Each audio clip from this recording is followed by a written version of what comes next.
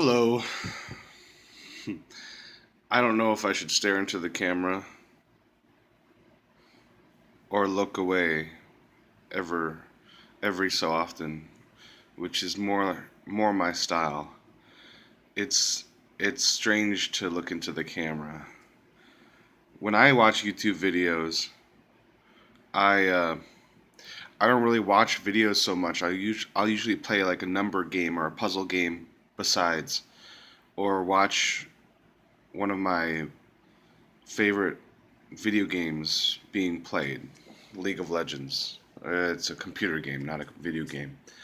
So I don't really maintain eye contact with someone who's making a video and talking and using eye contact. So I don't know how important that is to anyone who is viewing this video. But what I want to talk about is words and the potential of words to hurt. I believe very strongly that words can hurt. I know in my own life that words have hurt me. It's not so much the words sometimes, but it's the feelings behind them. But just generally, there's some people that say sticks and stones may break my bones, but words can never hurt me. I remember hearing that as a kid, and I was like, "You sure? You sure about that?" I, I've always, it's funny how there's some phrases that I, I I almost wish I could make a list of phrases that just don't feel right to me. Like there's that one saying, "Whatever doesn't kill you makes you stronger." Um, that's not the topic of this video, but that's another phrase I just don't understand, and it doesn't quite feel right to me. But anyway, sticks and stones may break your bones, but words can never hurt me. My bones. Yeah. Um, yeah, I think they can.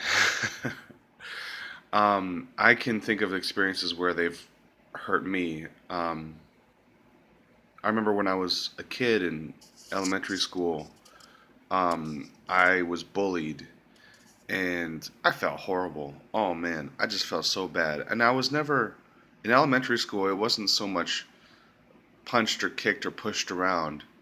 It was just words, just words. And it got to a point that I was just sad all the time. And I went to my mother and I was telling her about how terrible I was feeling, and she uh, she said, it's not right, and we're gonna go to the principal. So we went to the principal, and it was so weird. I felt like it wasn't gonna help anything, and I don't know if it did help anything. Uh, but the people that were bullying me stopped bullying me. Instead, they just kind of looked at me.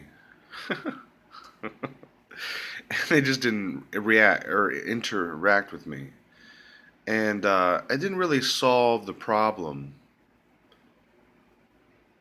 It did, it did something, but it didn't really solve the problem. But that's just an interesting observation. But I was bullied, and I remember this drive and impulse to bully others. So I'm not innocent here. I remember in particular this. I was in a little band of rejects, outcasts. We weren't very well kempt. We had,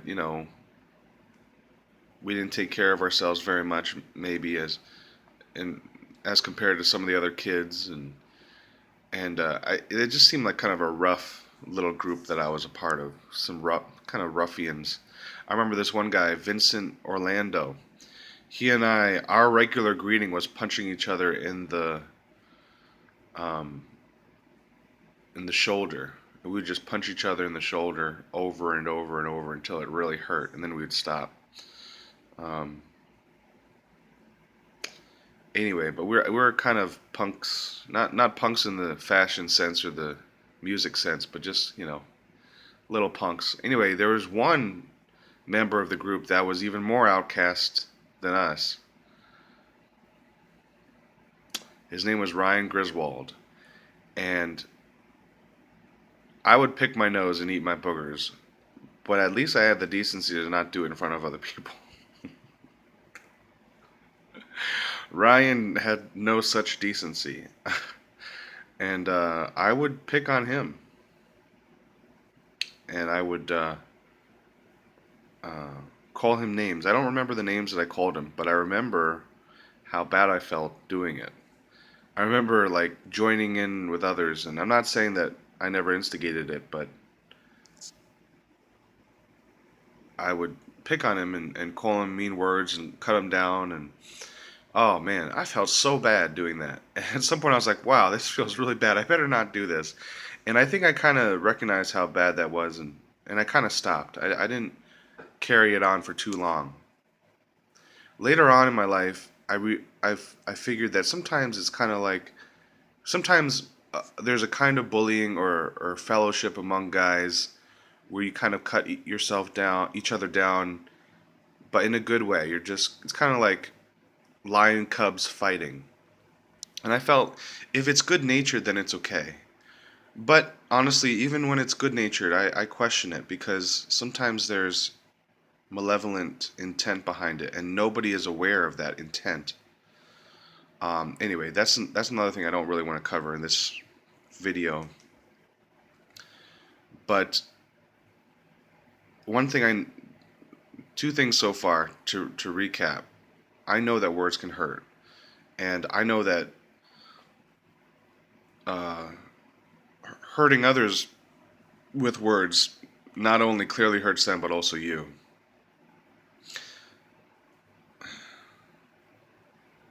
Anyway, there's something else I'd like to say about Ryan Griswold. He got a job at the video rental in town, and I was like, oh man, it's got to be the worst job, huh? And I don't know why that comes to mind. Maybe I'm still cutting him down. But I remember walking in that video rental, and I hadn't seen Ryan for years, and I had moved out of the town,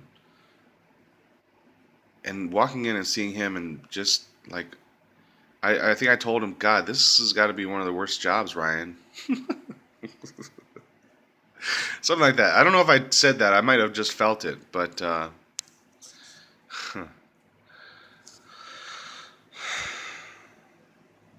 don't know. I might still have some bad stuff in me, but or maybe I'm just kind of pitying him. Maybe that's not good. Anyway, I'm digressing a lot. I've been watching this video from Sarah Morales. I think it's Emmy. Her last name is Mereilles, I believe. And the video is called Brave. It's a music video. She's a singer, songwriter maybe, and it goes, "Say what you wanna say, let the words fall out. Honestly, I wanna see you be brave." And she kind of goes into this belief and or this feeling of, words can hurt. Are you just going to stay in a cage for your life for the rest of your life and not stand up for yourself? Um, it is such a powerful song, and I really identify with that. I just listened to it this morning, and some of the words, some of the content of it made me start crying, and I've cried a few times when I've listened to that song, and it's a beautiful song for anybody who's ready to look at their emotions. To for anybody who's ready to look at the times in their life when they've been bullied or harassed. That's a good song to go to. Brave by Sarah Morales. Um, I just want to say that this man that I'm following in Australia, I hesitate to call him Jesus because I don't he'll often tell people, he's not Jesus, or he'll often tell people that they don't really believe that he is Jesus, even though they will call him by name Jesus. He claims that he is Jesus. He says that he has memories from his life in the first century and his life in the spirit world after his physical death, and he's reincarnated on the earth. Um, Reincarnated not in this traditional Buddhist sense or Hindu sense, but in his own way of explanation. I'm going to just look at my time here. Okay, 10 minutes. Great. I got at least another 10 minutes. So I've been following this man and anybody who's been watching my videos. Not that there's been a lot of people watching my videos, and that's okay. But probably is aware that I'm looking into his material. And anyway, if anyone is just coming onto this video, search for Divine Truth in YouTube, or you can go to divinetruth.com. This man has a large collection of video material, video teachings that he's posted on his, he has a YouTube account and he's posted it on there. There's a lot of content on the website as well, but on his YouTube channel, for as long as I've been watching these videos, and it's been about, I want to say about a year, I'm not sure. There has never, the comments section of the videos has not been opened, and you can't even, you can like or dislike the video, but how many likes and dislikes the video received is not shown. So in other words, the comment section is disabled, the like and dislike and yeah, section is also disabled. And he has one video where he goes into that, and he makes an explanation of it. And at first I was like, what about free society, man? Eh, if you're posting these videos, why are you so afraid of people commenting on your videos and liking or disliking them? There's a lot of people that talk about really out there stuff, which, for today's um, level of thinking, for today, the modern culture that we have, the society that we have at its stage right now, the stuff that this man is talking about is very, very out there. Um, he talks about the spirit world. The spirit world is a reality. Human beings have souls. Your spirit body, your physical body may pass away, but your soul will last forever, uh, as far as is known. God is real. God is not an illusion created by man. Um, Animals do not have souls. In other words, the human soul is a very powerful uh, thing, or not thing. It would be belittling it to call it a thing. It's a very amazing and beautiful creation of God, and I say that, but I don't fully recognize that. But so what he's saying is that God is real, and God created us with intent, with love, with intense passion and desire, and that's why we see such a beautiful world, such a beautiful creation. However, we've sullied this creation with negative and evil desires, um, and we have these desires because of emotional injuries from an early age. He goes into a lot of psychology, and it's very, very profound material. Anyway, he's very out there. Um, why can't he have the courage to disable comments? That was a question I had, and he goes into that in the video. Um, I personally have a long streak of looking into what could be called, what is called by some people, conspiracy theory. I don't believe 9/11 happened the way that it was described, the way it wasn't investigated, and I think there's an active minority of people that kind of subjugate the world population, but it's not necessarily all their faults. It's in many ways, there's the people that manipulate, control, and subjugate, and there are the people that let themselves be manipulated, controlled, and subjugated. So it's kind of a tango. It takes two to tango, and so it would be wrong to suggest that you know we have no will in this game, or if there's an Illuminati or whatever. Anyway, I look into conspiracy theories. I've looked into the flat Earth. At this point, I am fairly convinced of the flat Earth. People who make flat Earth videos don't. I've watched a lot of flat Earth videos. They don't close their comment section. They don't like or dislike or close the like and dislike section. So why does Jesus do that with his videos? And it's only recently that I've kind of felt uh, the reason why that is a good decision that he made to close that part of YouTube, or that possibility to have like a discussion on YouTube. There is a discussion site that Jesus and Mary promote or appreciate, which is, I think, called the Divine Truth Hub, which is handled by some young people in England. But anybody can join as long as you follow some of the terms and conditions. If you don't act loving, basically, in that forum, then you can, be banned.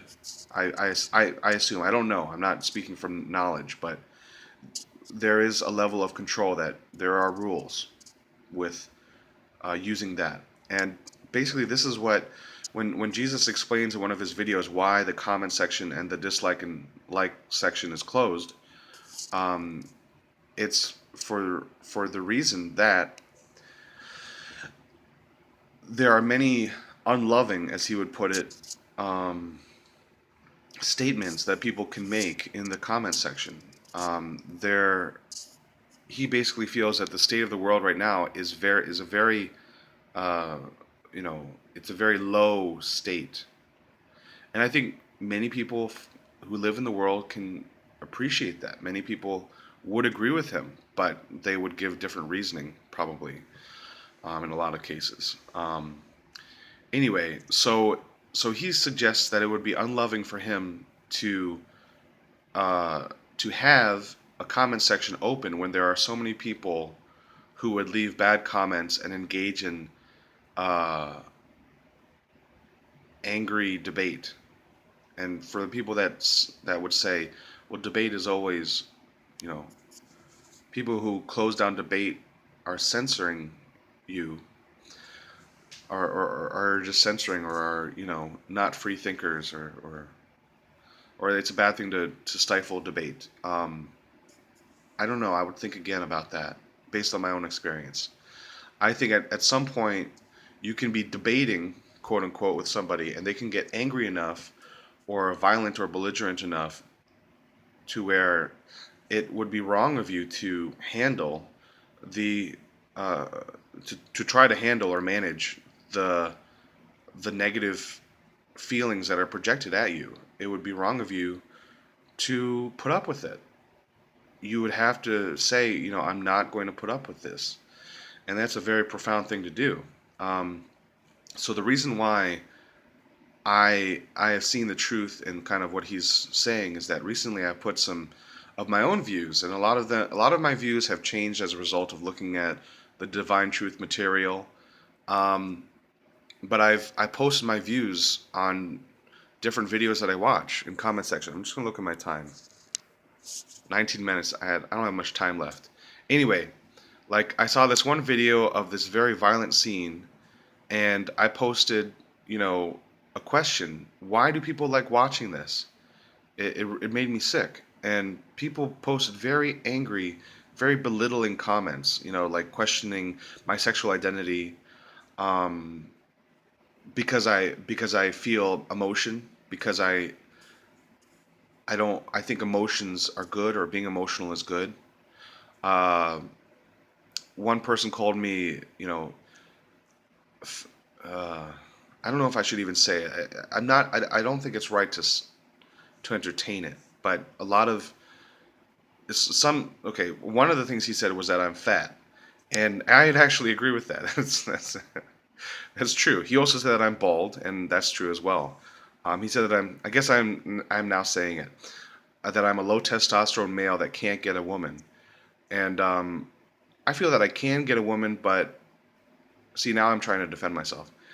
In some ways, I don't want to, and I'm proud of the fact. I'm not so upset over the fact that I'm single because of many reasons. But anyway, and whether I'm low testosterone or not, I'm not sure. I am very exhausted all the time, very often. So there's something to that. It was a very accurate comment, but the spirit in which it was given was very. It was a very mean spirit, and I decided that I don't need to put up with that, and I reported the comment, which is kind of a different. It's new for me to do that. I don't know if it's right to report harassment. I tried it. I felt that it was harassment. I felt that it was bullying. I felt that it had no place in the comment section, the thread that I had begun by asking and posting a question. So I reported it, and it was gone. That's a new thing for me to do, but now I can see why comment sections would be closed. And the other reason that Jesus gives is that he doesn't have the time to operate and manage such a forum, and that's his choice. If he decides that he doesn't feel he has the time to manage it, that's he'd rather use his time for other things. That's a great personal choice, and he is using his time very wisely and beautifully. So that's all I have to say. Words can hurt, and any man, especially men who watch this, um, and want to access their feelings but feel that they can't, just ponder it a little more, pray about it. Feelings are everything.